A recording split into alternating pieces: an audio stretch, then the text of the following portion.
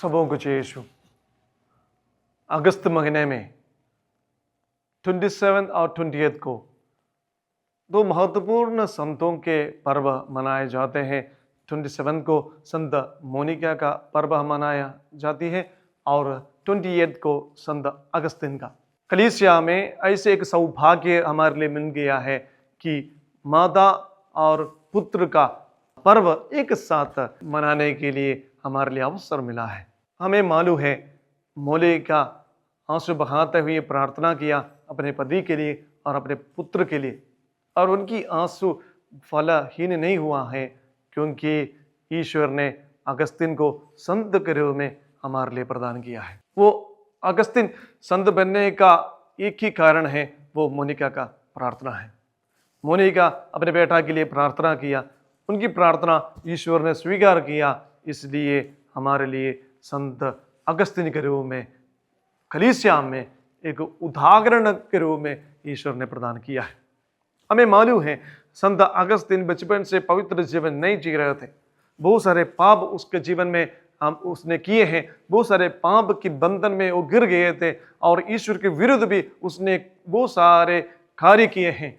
लेकिन जब मोनिका अपने पुत्र जब से बिगड़ते जा रहे थे तब से आंसू बहाते हुए प्रार्थना किया, ईश्वर ने उनकी प्रार्थना स्वीकार किया।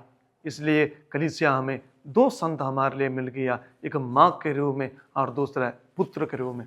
संत अगस्तिन ईश्वर के रास्ते में जब आए हैं, जब वो बिशप बन गए हैं, तो उस समय कलीसिया के विरुद्ध वो सारे विधर्म या पाषंड या हेरेसीज आए थे।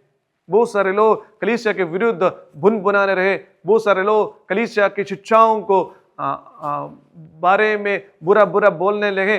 तब कलीसिया के विश्वासी गणों को विश्वास में मजबूत बना कर रखने के लिए अपना पत्र द्वारा, अपना धर्म शिक्षा द्वारा अनेक लोगों को ईश्वर की ओर उसने जोड़ दिया है। आज भी कलीसिया की जो धर्म शिक्षा है, विशेषकर पवित्र आत्मा के बारे में, पवित्र त्रित्व के बारे में, पवित्र यूक्रिस्ट के बारे में संत अगस्तिन ने जो धर्म शिक्षा कलीसिया के लिए प्रदान किया, आज भी हमारे कलीसिया के विश्वासी गणों को वही धर्म शिक्षा सिखाते हैं। इतना गहरा में वो अपने कलीसिया के बारे में अनुभव किया है और उसने जो अनुभव किया है वही धर्म शिक्षा आज भी कलीसिया में लोगों को प्रदान करते हैं। तो बहुत सारे कार्य संत अगस्तिन द्वारा हमारे कलीसिया में मिले हैं। उन सभी कार्यों को मिलने का कारण मोनिका है। संत अगस्तिन द्वारा अनेक कार्य हमारे कलीसिया को जो मिला है वो मोनिका का प्रार्थना है। बचपन से वो बिगड़ते जा रहे थे, तब से मोनिका ईश्वर के विरुद्ध बुनबुनाते हुए ईश्वर से दूर चले गए, तो कभी हमारे लिए अगस्तिन के रूप में एक संत नहीं हो सकते थे। तो मोनिका का आंसू फलहीन नहीं हुआ है, फलस्वरूप हुआ है।